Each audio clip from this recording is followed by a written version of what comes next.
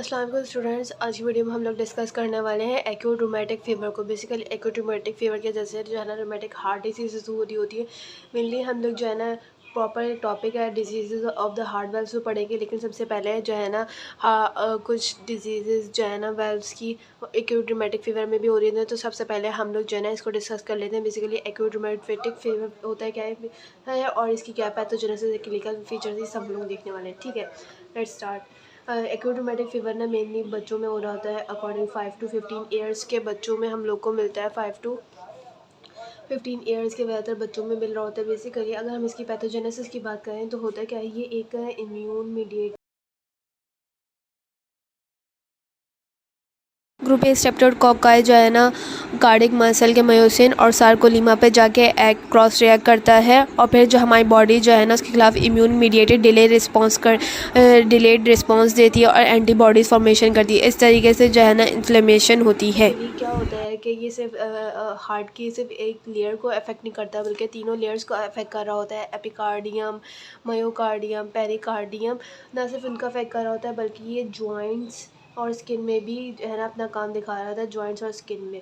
ठीक है, इसके अलावा अगर हम लोग इसकी हिस्टोलॉजिकली बात करें तो हिस्टोलॉजिकली हम लोग को क्या मिलेगा, हिस्टोलॉजिकली हम लोग को फिब्रिनॉइड डिजनरेशन मिलेगी। और हमारे पास एक बहुत पैथोगनोमिक साइन होता है एस्कॉफ नोड्यूल्स, वो मिलेगा, जो कि मेनली हमारे पास सिर्फ हार्ट में ही मिलते हैं। ये एस्कॉफ नोड्यूल्स और ये पैथोगनोमिक है एक्यूट रूमेटिक फ़ीवर के लिए। अब एस्कॉफ नोड्यूल्स होते क्या हैं? बेसिकली ये जाइंट सेल्स होते हैं जो कि सराउंडेड बाय माइक्रोफेजेस और टी लिम्फोसाइट्स के बाद सराउंडेड होते हैं। और सिर्फ ये जो है ना हमें एक्यूट रूमेटिक फ़ीवर में ही मिलेंगे, कहीं भी नहीं मिलेंगे। पैथोगनोमिक है एक्यूट रूमेटिक फ़ीवर के लिए। अच्छा, मैं यहाँ पर हमने बात करी ना ग्रुप ए स्ट्रेप्टोकोकाई ऑर्गेनिजम्स के। अब ज़रूरी नहीं है कि जितने भी पेशेंट्स को कोई भी ऑर्गेनिज्म या डिजीज़ हो रही हो और ग्रुप ए स्ट्रेप्टोकोकाई उन सब में एक्यूट रूमेटिक फ़ीवर करा रहे हो। सिर्फ कुछ स्ट्रेन्स हैं ग्रुप ए स्ट्रेप्टोकोकाई के जो है ना हमारे पास एक्यूट रूमेटिक फ़ीवर कराते हैं।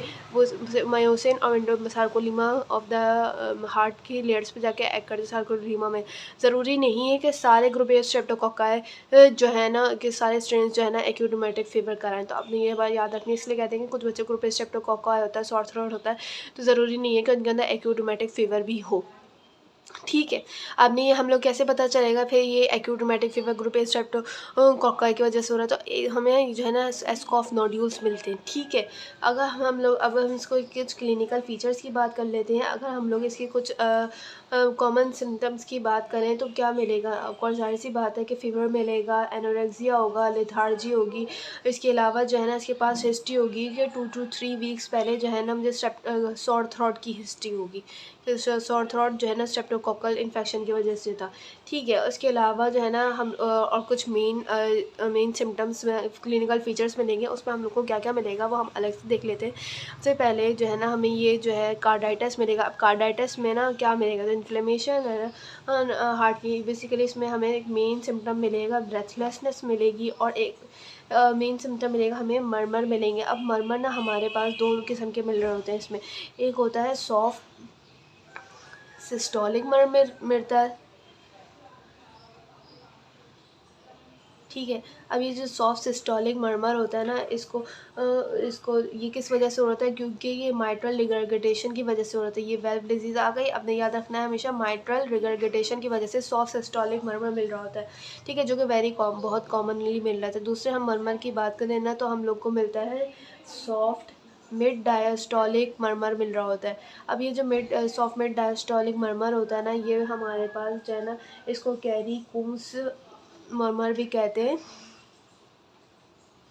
कैरी कोम्स मरमर भी कहते हैं। ये हमारे पास वेल्वुलाइटिस की वजह से मिल रहा होता है।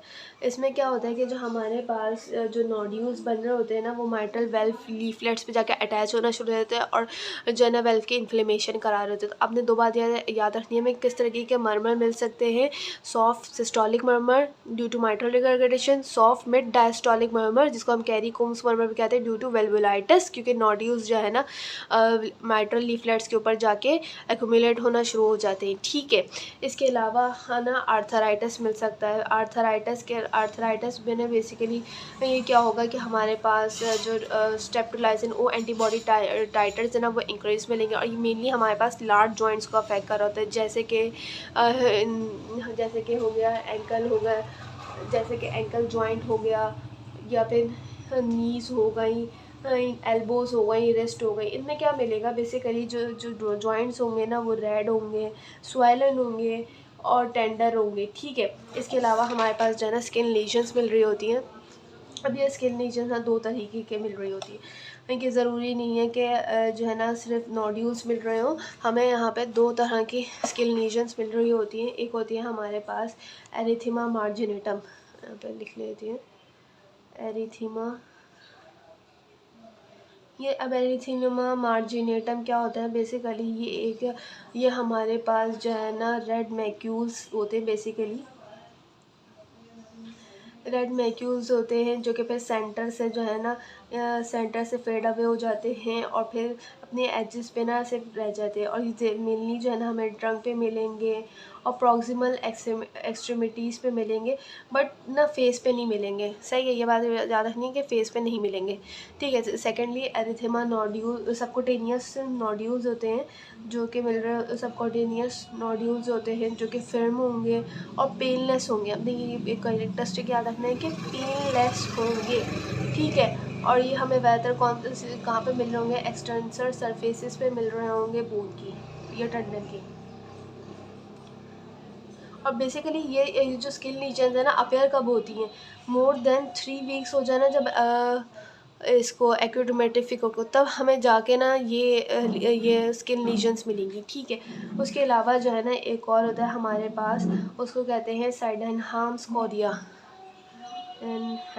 कोरिया बेसिकली ये क्या होता है, इसको जो है ना ये भी एस्टिवाइटस डांस भी कह रहे होते हैं। ये इनवॉलेंट्री मूवमेंट्स होती हैं,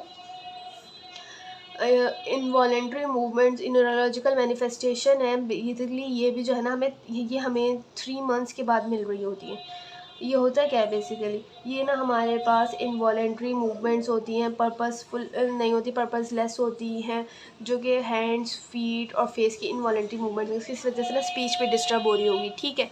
याद रखना, लेकिन इसका टाइम पीरियड याद रखना है कि आफ्टर 3 मंथ्स होगा। ये फॉरी न्यूरोलॉजिकल है और न्यूरोलॉजिकल मैनिफेस्टेशन है एक्यूट रूमेटिक फीवर की, और ये जल्दी अपेयर नहीं होगी, आफ्टर 3 मंथ्स होगी, ठीक है।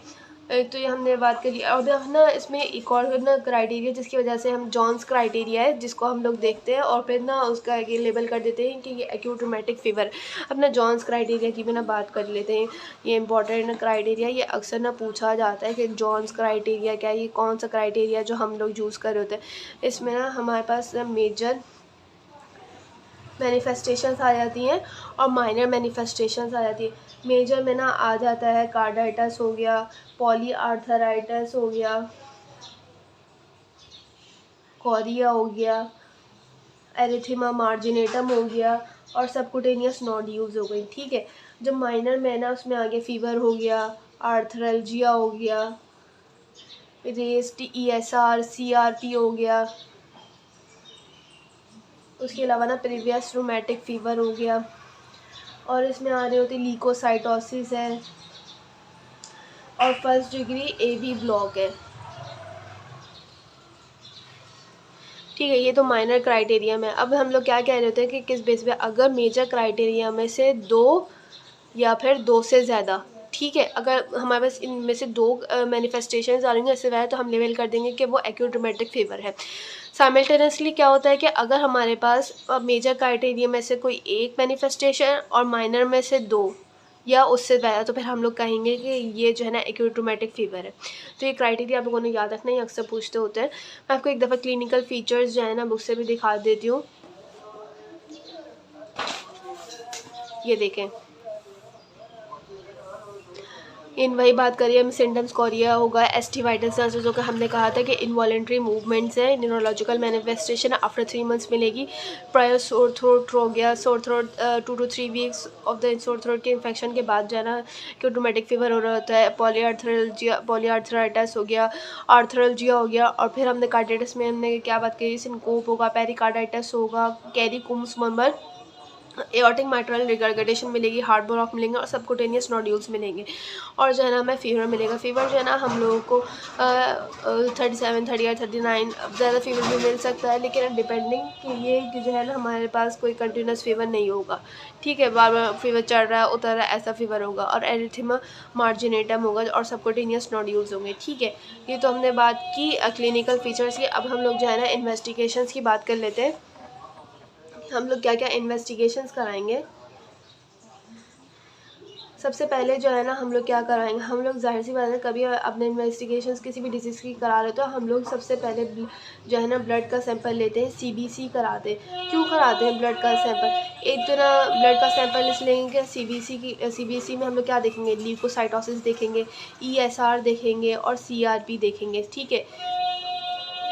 इसके लिए हम लोग जो है ना ब्लड का सैंपल करा रहे हैं। उसके अलावा हम लोग जो है ना थ्रोट कल्चर कराएंगे। जिन पेशेंट्स में हमें जो है ना क्योंकि सॉर थ्रोट होगा में हम थ्रोट कल्चर्स करें। इसमें हम लोगों को क्या मिलेगा, हम लोग को इसमें जो है ना पॉजिटिव जो है ना स्ट्रेप्टोकोकल इन्फेक्शन मिलेगा, ठीक है। उसके अलावा थर्डली हम लोग क्या करवा रहे होते हैं, हम लोग सीरोलॉजी करा लेते हैं। सीरोलॉजी में हम लोग क्या देखते हैं कि जो एंटी स्ट्रेप्टोलाइजिन ओ एंटी स्ट्रेप्टोलाइजिन एंटीबॉडीज़ का जो टाइटर है ना वो हम लोगों को हाई मिलेगा।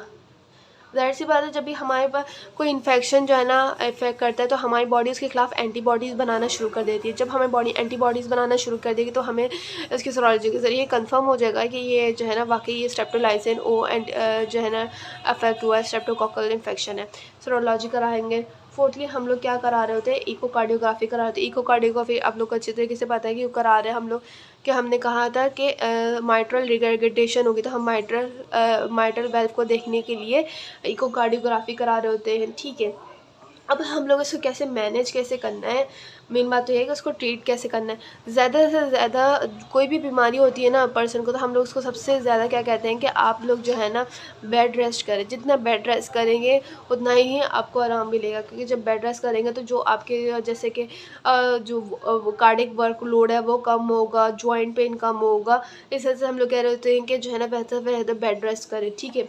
उसके अलावा जो है ना हम कार्डिक फेलियर जैसे हमने कार्डिटिस की बात करी तो हम लोग उसको जो है ना अकॉर्डिंगली उसके ट्रीट करेंगे, जैसे कि आइनोट्रोपिक सपोर्ट देंगे। अगर हार्ट फेलियर हो रहा है तो फिर हम लोग उसके हिसाब से ट्रीटमेंट देंगे, ठीक है। उसके अलावा हम लोग क्या देंगे, हम लोग देंगे एंटीबायोटिक्स देंगे। एंटीबायोटिक्स में ना हम लोग क्या करेंगे, एंटीबायोटिक्स में ना एक हमारे पास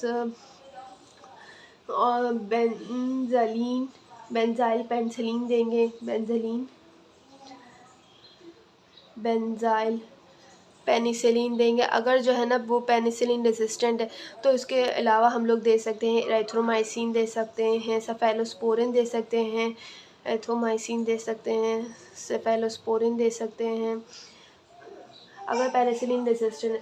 फर्स्ट ऑप्शन हमारे पास बेंजाइल पेनिसिलिन ही होगा या फिनॉक्सी मिथाइल पेनिसिलिन। मतलब आप याद रखने के पेनिसिलिन देंगे एंटीबायोटिक्स में, क्योंकि जाहिर सी बात है स्ट्रेप्टोकोकल इन्फेक्शन है तो एंटीबायोटिक तो आपको देनी पड़ेगी। उसके अलावा ना एस्पिरिन दे रहे होते हैं। एस्पिरिन जो है ना उस वक्त तक के लिए दे रहे होते हैं कि जो है ना बंदे का ESR लेवल जो है ना बड़ा होता है वो गिर जाए। एस्पिरिन जो है ना आर्थराइटिस को सिम्टम को भी जो है ना रिजॉल्व करेगा, ठीक है। उसके अलावा जो है ना ग्लूकोकॉर्टिकॉइड्स दे रहे होते हैं। ग्लूकोकॉर्टिकॉइड्स में जो है ना वो दे रहे होते हैं प्रेडनिसोलोन, ताकि अगेन वही बात है कि जिन पेशेंट हम लोग एस्पिरिन नहीं दे सकते उनमें हम प्रेडनिसोलोन देंगे जो कि ज़्यादा अच्छा वर्क करेगा as compare to the aspirin. यही वही करेगा कि ESR के लेवल को कम करेगा और ये एंटी इन्फ्लेमेटरी भी होता है, ठीक है। ये तो हमने पूरी बात कर ली एक्यूट रूमेटिक फीवर की। एक्यूट अब क्रॉनिक कंडीशंस में क्रॉनिक रूमेटिक फीवर में क्या होता है कि क्रॉनिकली जाहिर सी बात है कि लेट मैनिफेस्टेशंस होंगी, मतलब कि 3 मंथ से ज़्यादा हो गया तो हमारे पास क्रॉनिक रूमेटिक फीवर। इसमें हम लोगों को ना बस यही बात है कि हमें मिक्स पिक्चर मिलती है। हमें माइट्रल रिगरगेटेशन तो मिल रहा होता है प्लस माइट्रल स्टेनोसिस भी मिल रही होती है। क्यों मिल रही होती है? बेसिकली इसमें क्या होता है कि ना फ्यूजन हो जाती है माइट्रल वेल्व कमीशर्स की। जब माइट्रल वेल्व कमीशर्स की फ्यूजन हो जाएगी ना तो शॉर्टनिंग हो जाएगी कॉर्डा टिम्पेनाई की, शॉर्टनिंग ऑफ कॉर्डा टेंडिनाइट, जो कि जिसकी वजह से माइट्रल स्टेनोसिस भी मिल रही होगी। अब हमें इस याद रखना है कि क्रॉनिक रूमेटिक फीवर में ना हमारे पास मिक्स पिक्चर मिलेगी, माइट्रल रिगर्गेटेशन के साथ साथ जो है ना माइट्रल स्टेनोसिस भी मिलेगी, क्योंकि फ्यूजन हो गई है, fusion of mitral valve commissioners की, जिसकी वजह से शॉर्टनिंग हो रही है कॉर्डा टेंडिनाई मसल्स की, ठीक है, जो कि माइट्रल स्टेनोसिस करवा रहा है। डेट्स इज नेक्स्ट वीडियो में हम लोग बात करेंगे कुछ माइट्रल वेल्व डिजीज़ की।